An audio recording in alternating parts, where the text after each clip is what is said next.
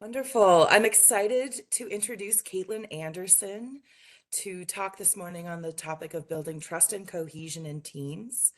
Caitlin is the well-being and workplace environment facilitator for Rocky Mountain Laboratories in Hamilton, and she spent many years with us in Extension, so we're excited to have her back today. Caitlin, thanks for being here, and I will turn it over to you. Yeah, good morning. Thank you. Yes, before I started working at Rocky Mountain Laboratories, which is located in Hamilton, Montana, in Ravalli County, I was the Ravalli County Extension agent, serving as a um, 4-H family consumer science and community vitality agent for 15 years. So I have that back end of knowing the communities and working with volunteers, and then also the workplace aspect. And so today we are going to be talking about building trust and cohesion in teams.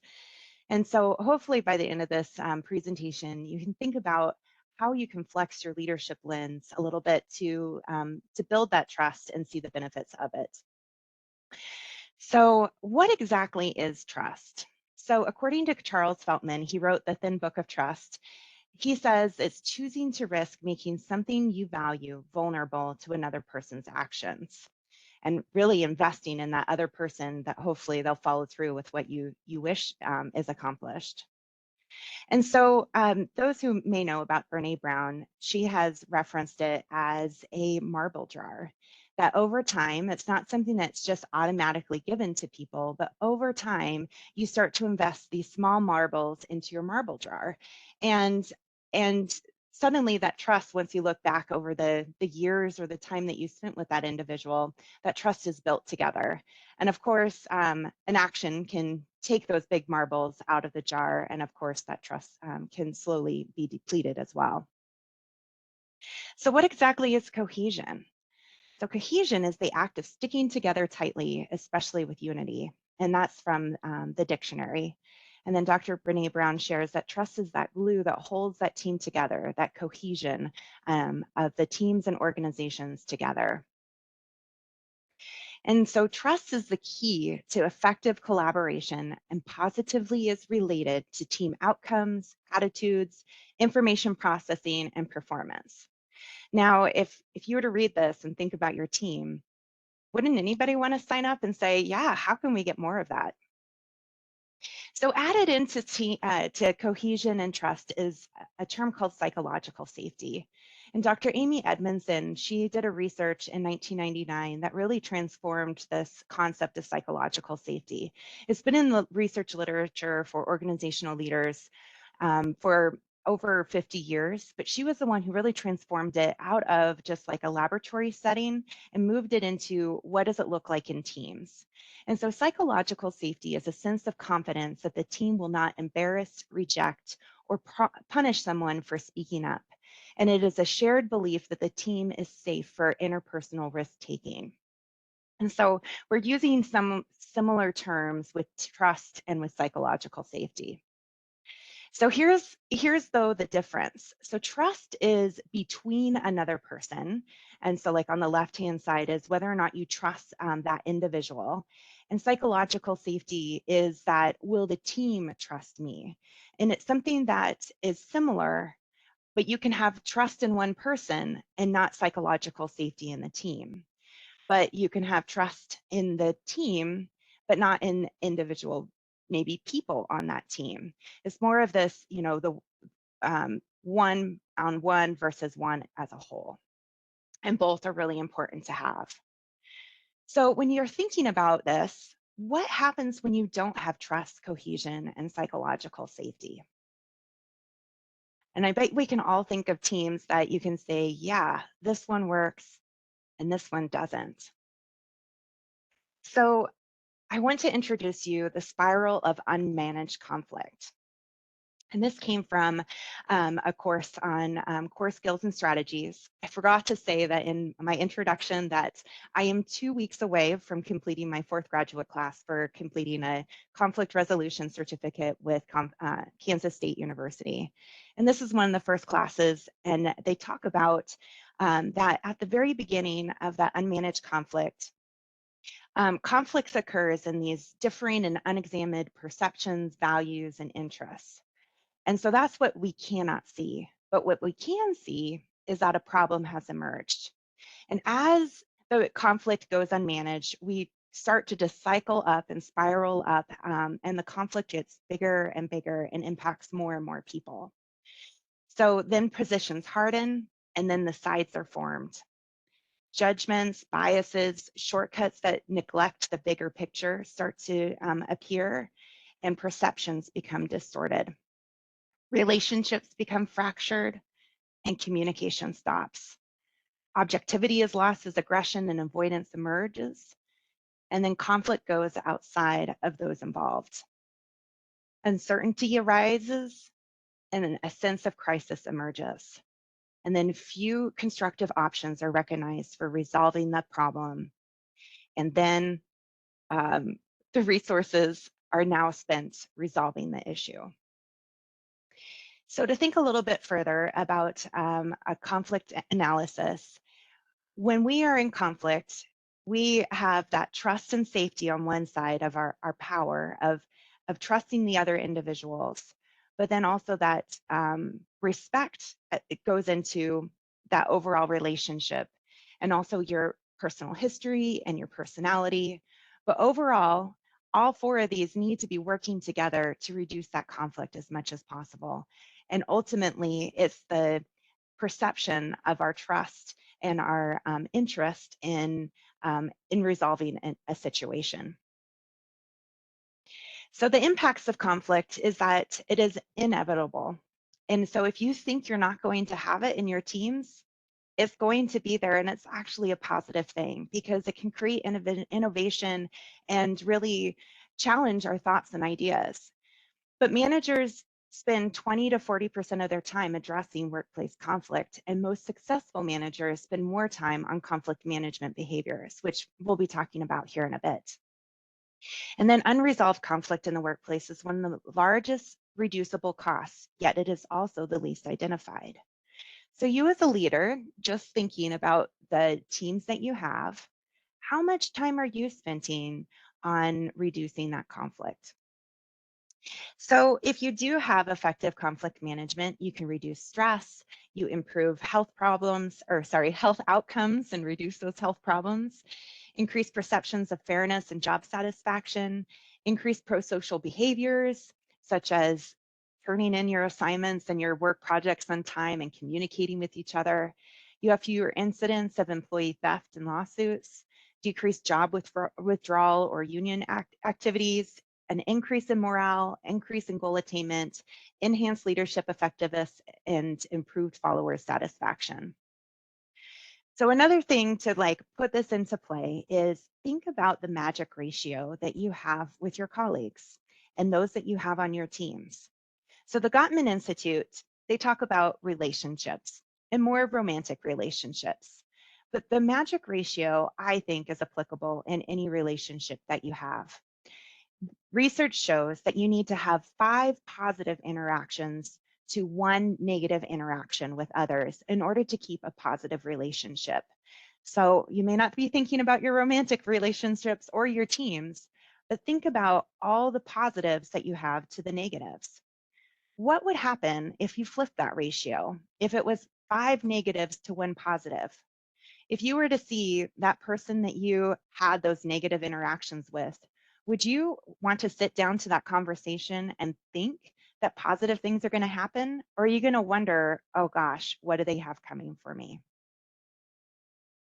So there's ways that you can focus on, there's skills that you can build to bridge these differences and to uh, bridge the conflict that you may have or different perceptions.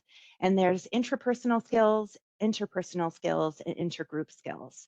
And this comes from the Greater Good Science Center, and it's a part of UC Davis. They have a Bridging Differences playbook.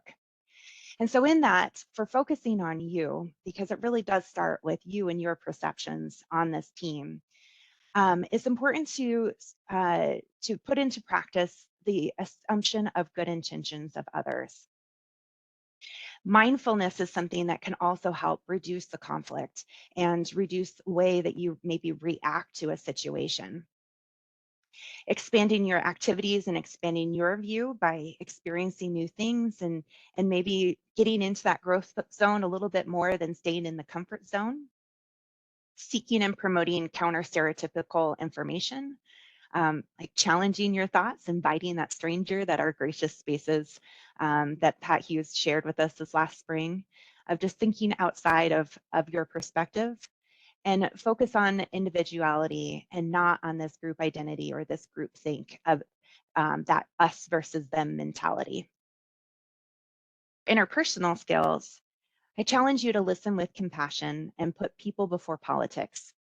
Take on those perspective takings and wonder, developing the empathy of maybe what did that person mean from a positive sense and not necessarily those challenges of those crevices between you of which side of the mountain are you on, and trying to find those shared identities to build those relationships with others and also find and understand each other's values. And then in the team, create the conditions for that intergroup contact. Invest in spending time thinking together, both socially as well as work-wise in that team. Um, Maybe give that extra room at the beginning or ending of a meeting.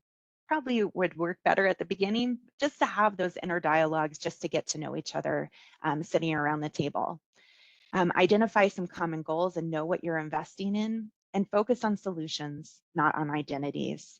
And once again, find those shared commonalities and those shared identities. So there's a few things that you can do to help build that psychological safety. The first thing is make sure everyone knows what to do. And that was something that Tara Mestel shared at the beginning of this series, is helping to understand why you're coming to the table. What is it that you're trying to accomplish? Uphold the platinum rule, not the golden rule, but treat others the way that they want to be treated. Be inclusive in your decision making. Don't just make it come across as everybody's idea, but really it's just your idea. Try to build those that discussion and that dialogue. Define the team values and behaviors, and hold blameless the retrospectives and maybe incident reviews. This means like not shaming or blaming or pointing fingers when something doesn't go wrong, but think about what can we do better next time. Also admitting those mistakes and inviting feedback and inviting in that advice. Once again, inviting that stranger to the table. Show vulnerability and emotion. Be firm with negative behaviors and trying to just nip it. And then provide financial and job security by making sure that people know the resources that are available to them as being a part of that team, like knowing the budget, knowing who makes those decisions, and just be patient because it does take time. So Dr. Brene Brown has a braving inventory in her book called Dare to Lead, and she helps people build um, build skills to build trust in teams. And so she has it with braving of boundaries, reliability, accountability, vault, integrity, non-judgment, and generosity. And you can go to her Dare to Lead hub and take this inventory to see where you line out in that trust building.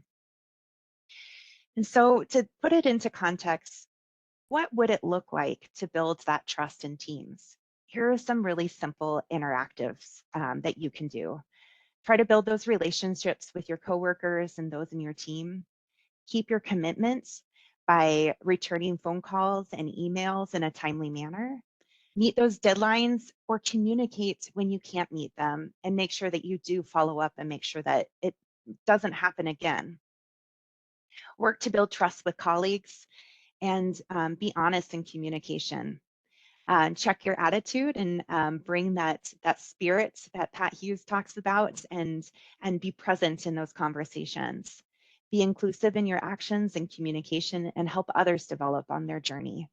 Discuss problems when you see it, not wait for it to fester forever, and bring ideas for solutions when issues arise. And then connect with your coworkers on every level of engagement possible. And if you've been around Extension enough, you probably have seen the Tuckman's model of team development, that there are phases that teams go through. Just because you have psychological safety and trust doesn't mean that it's going to be in the performing stage of your team at all times. You're going to have the forming, which is the team effectiveness is somewhat high, and it doesn't take a lot of time to have that forming stage where you're talking and brainstorming about things. Then you get into storming, where you have a little bit of conflict, where you have some pointing of fingers and some differencing of opinions. And then norming, where people understand their expectations, and then performing as they grow in and they know their role on the team.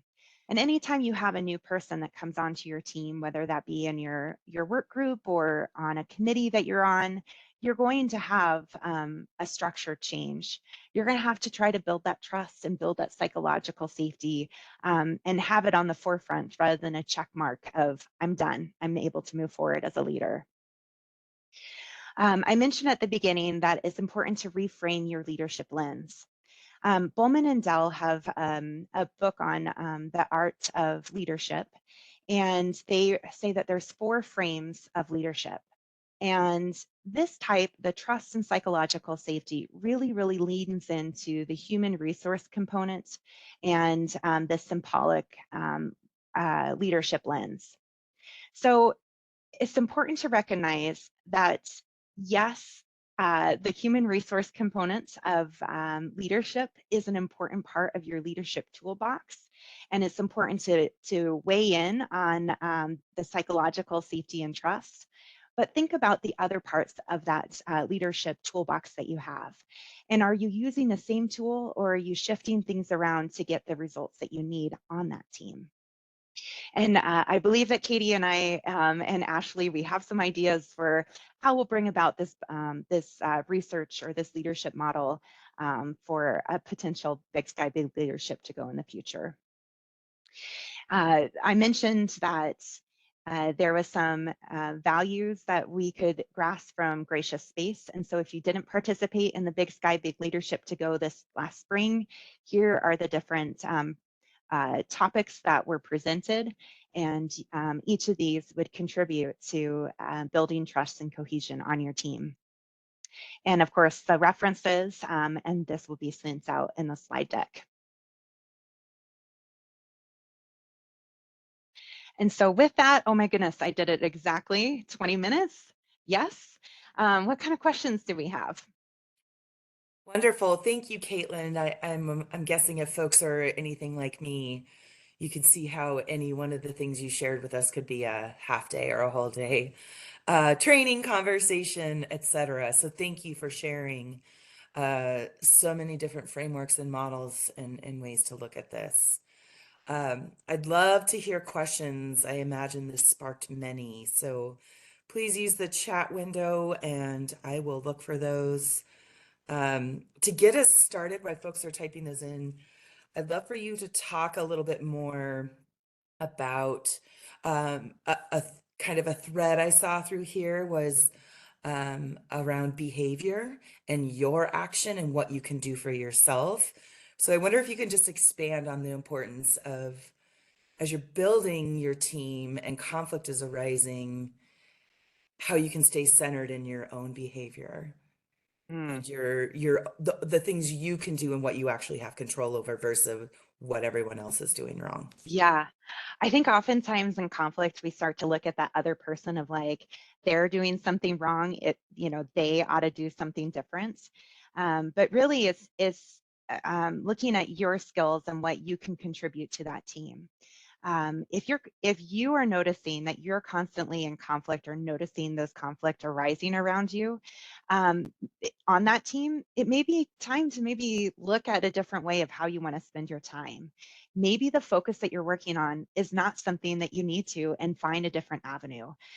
For example, if you're thinking about volunteering at the food bank and your goals are just not aligning with the board's, maybe it's time to use your 2 feet and go someplace else.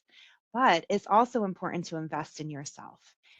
Recognize that your behaviors and how you show up impacts the rest of the team. Are you constantly taking the airtime and always sharing your idea? Or are you taking a step back and letting other people invite those conversations rather than saying, am I right? What does everybody else think? To say, what do you guys think? Tell me what your perspective may be. What am I not seeing?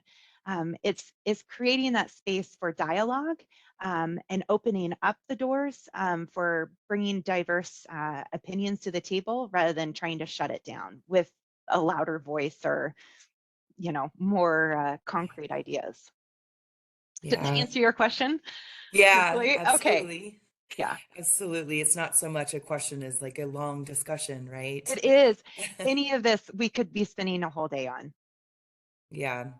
From Mary, we have a question. Found the concept of team identity as a concern, true and interesting, can lead to us versus them. How can you avoid that?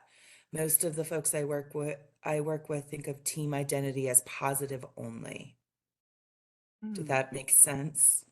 I'm not quite sure. Can lead Okay. us.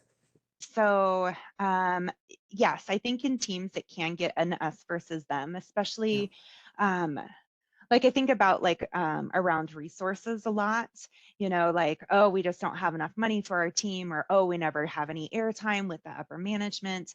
I'm not sure, Mary, if this is where you were going with.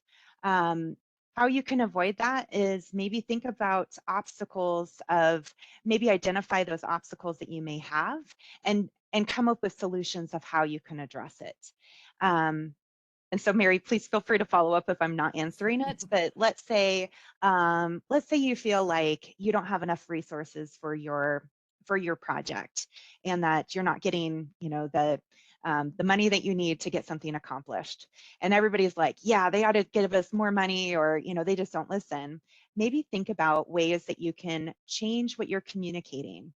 Um, Thinking about the real colors personality, are you sharing it from a structural standpoint of saying by getting new water fountains across the campus, we're going to make sure everybody stays hydrated? Well, does that really matter? No. To some people, it could be that you're going to be now no longer spending a bunch of energy on water waste with water, spilling out. Try to find out what's important to them and tailor your message to them. Hopefully, I understand your question. Yeah, she says that's helpful. Okay. Thanks. Are you seeing the chat now? Yes. Okay. All right. So, as a manager of a group, how would you encourage someone else to reflect on their behavior to get them to realize they may need to go somewhere else? Hmm. Um,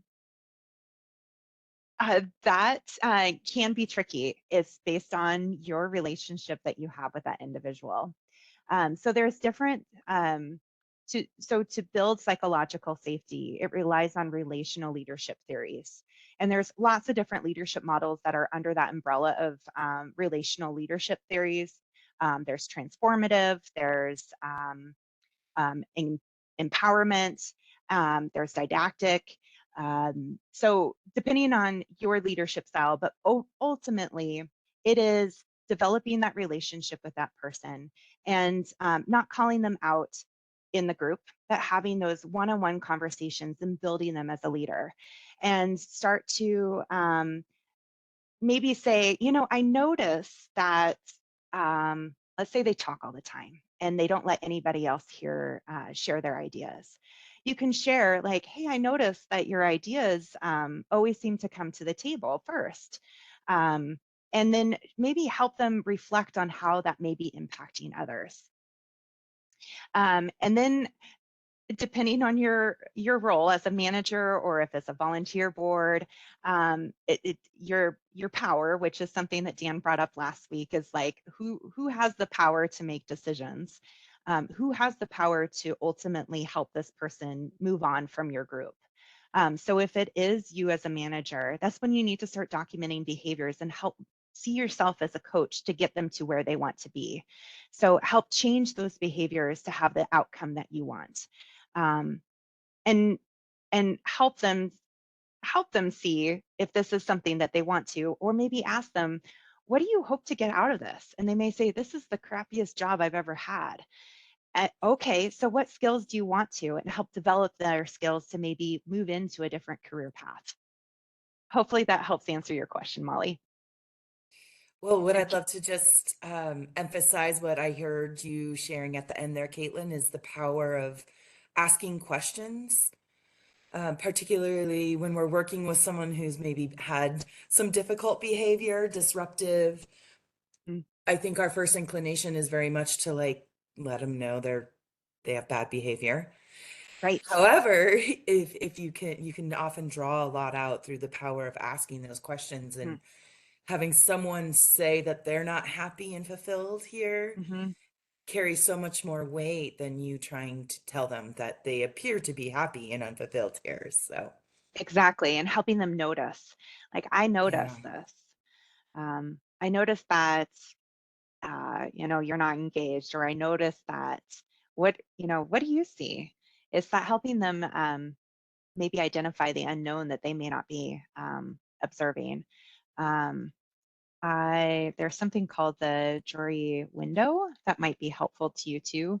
Oh, hmm, not window, but window of the components of what's known to them and what's unknown to them. Because often the unknown is what's coming out that they may not recognize or not even be yeah, aware of. Hmm. those blind spots. Hmm. I think those of us who work in community deal with blind spots commonly, daily perhaps. So, Hmm. great. Well, I don't see any other questions. Caitlin, I guess any kind of last thoughts around building trust and cohesion as we head out into the day?